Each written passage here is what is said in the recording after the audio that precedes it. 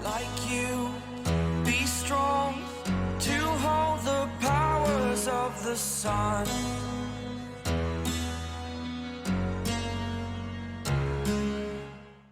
तो आज की कहानी शुरू होती है लोकी से। चलो अब काम की बात करते हैं।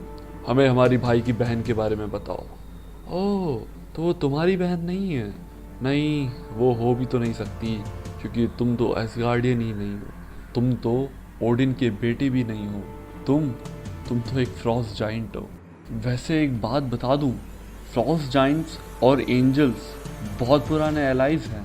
अगर तुम चाहो तो हम लोग हमारे म्यूचुअल बेनिफिट्स के बारे में बातें कर सकते हैं।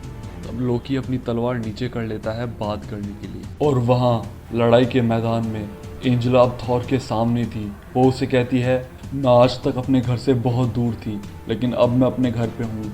तो मेरी तुम्हें राय है कि तुम उन सभी देवताओं को याद कर लो जिन्हें तुम पूछते हो। कहीं और in the prison of gods वो पेल राजा हमेशा की तरह अंधेरे के राजा का रास्ता रोके जा रहा था। और वहाँ 10वें रिल्म के अंदर अब एंजेला और थॉर एक दूसरे के आमने सामने थे। एंजेला उसके ऊपर हर मायने में भारी पड़ रही थी, ताकत में, रफ्तार में। थॉर के पास में एंजेला के किसी भी हमले का जवाब नहीं था। और वहाँ लोकी और रानी एक दूसरे से बात कर रहे होते हैं रॉयल पैलेस में। कि तभी बात करते करते लोकी को पता लगता है कि 10वें रिल्म की रानी अर्थ की प्रोटेक्टर थी। रानी कहती है, बहुत पहले एक वक्त था लेजेंड्स का, एक वक्त था हीरोज का, और एक वक्त था राक्षसों का।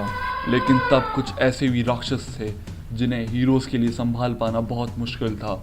और वो राक्षस थे एसगार्डियंस। और हमें उन्हें मारने के लिए खुद ओडिन ने ही हायर किया था, क्योंकि ओडिन खुद इस बात को अपने मन ही मन जानता था कि मन की गहराइयों में एक एसगार्डियन हमेशा युद्ध की लालसा रखता है। हाँ, वो सब तो ठीक है, पर तुम्हारे और ओडिन के समझौते का क्या हो गया?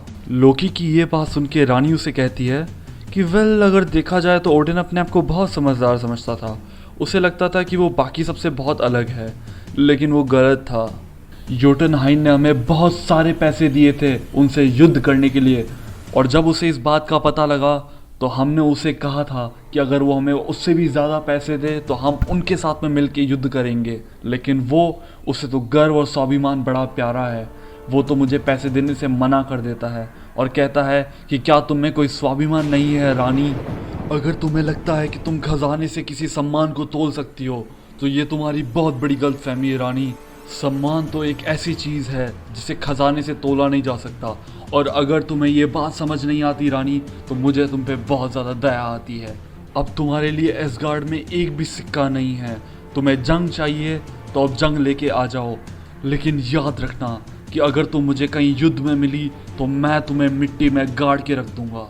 और फिर जैसा कि तुम्हें पता है, जंग तो होती ही है, लेकिन ओडिन किसी को गाड़ नहीं पाता, यहाँ तक कि वो अपनी मरी हुई बेटी को भी नहीं गाड़ पाता। ये बात सुन के लोकी कहता है, तो क्या तुमने एक बच्चे को मारा? हाँ, मैंने मारा, और कई बार मैंने बड़ों को भी मारा जो मासूम थे। लेकिन तुम बताओ, क्या तुमने किसी मासूम को नहीं मारा? ये बात सुन के लोकी चुप हो जाता है। उसके मन से एक आवाज़ आती है जो कहती है कि मैंने तो इससे भी बदतर काम किए हैं। इसी तरीके से उन लोगों के बीच में बातें चल रही होती है और रानी उसे अपने साथ में मिलने के लिए कह रही होती है, और लोकी इस बात को मान जाता है। और वहाँ थॉर और एंजेला के बीच में लड़ाई चल रही होती है। लड़ाई के बीच में थॉर उस पर हथौड़ा फेंकते हुए कहता है, चाहे मेरी एक एक हड्डी टूट जाए, लेकिन मैं अपनी बहन के लिए अपनी आखिरी सांस तक लड़ूंगा। एंजेला उससे बचते हुए कहती है, चिंता मत करो, तुम्हारी आखिरी सांस भी आने ही वाली है। और ये कह के एंजेला उसे बहुत ही जोर का घूंसा मारती है। मैं कभी घुटने नहीं टेकूंगा तुम्हारे सामने। घुटने टेको या ना टेको, लेकिन तुम मरोगे। कि तभी पीछे से एक तेज रफ्तार से उड़ती हुई एंजल उसको मना कर देती है उसे मारने के लिए। वो कहती है, रुको रुको एंजेला, उसे मारना मत। रानी की तरफ से नए आदेश आए हैं। रानी कह रही है कि ओडिनसन को मारा न जाए। तो एंजेला उसकी गर्दन से अपनी तलवार हटा देती है और उसे वहां से घसीटते हुए ले जाने लगती है। वक्त बीतता है, थॉर अपनी बेहोशी से उठता है और कहता है, मेरी बहन कहाँ है? तभी एंजेला उसका मजाक उड़ाते हुए कहती है, हाँ, लगता है ये बंदर फिर से उठ गया है। उड़ा लो मेरा मजाक जितना भी उड़ाना है, लेकिन तुम्हें इस बात का एक दिन अफसोस होगा कि तुमने मुझे जिंदा छोड़ दिया। तब रानी कहती है, ओह, पर वो कैसे? हमारी स्ट्रैटेजी की मिस्ट्रेस ने तो कहा है कि तुम्हारे जिंदा रहने से हमें ज़्यादा फायदा होगा। स्ट्रैटेजी की मिस्ट्रेस? ओह, ये तो बहुत ही बुरा हुआ। अच्छा, वो कैसे? क्योंकि मेरे नज़रिए से अगर देखो तो यहाँ पे तो मुझे सब कुछ जीतता हुआ दिखाई दे रहा है, और वहाँ हम देखते हैं कि वो स्ट्रैटेजी की मिस्ट्रेस कोई और नहीं बल्कि वो लोकी ही होता है। Okay guys, this is it for the today's video. If you like the video, don't forget to like, comment, share and let me know which part of the video did you like the most. And if there is any suggestion you would like to share with me, please feel free to share it with me in the comment section. And thanks again for watching, because you guys are super amazing.